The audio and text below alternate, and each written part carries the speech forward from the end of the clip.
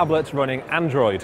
Although you can see this is running on the latest Android 5.0 Lollipop, you actually can't really tell because Nokia has put its Z launcher over the top.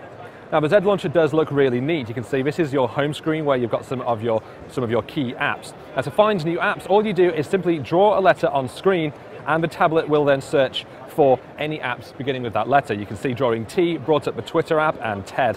Now you can just search through your list of apps alphabetically as well by swiping over to an app list here.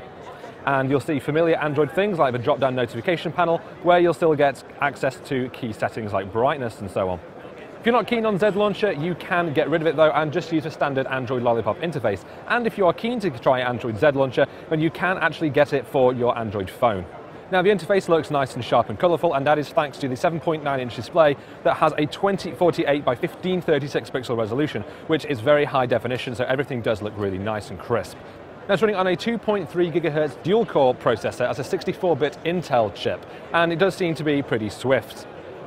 Now the design of this thing is very familiar, although still very nice. You can see if I turn it around, we've got an all-metal aluminium body that's got this sort of brushed matte finish, which feels nice, although does look very similar to Apple's iPad mini, of course. If we look down here, we can see with these drilled speaker holes, and an interesting addition is the USB Type-C connector here. Now that is the new version of a USB connector, which means you can plug it in either way round, so no more of that awkward swapping when you go to bed. It's fairly lightweight, and the metal design does make it feel like a very premium device. On the back here as well, because you've got a 5-megapixel camera, and there's a 2-megapixel camera on the front as well for video calling.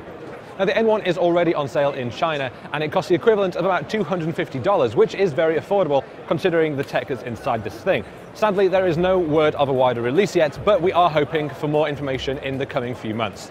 I'm Andrew Hoyle for CNET at Mobile World Congress in Barcelona, and this is the Nokia N1.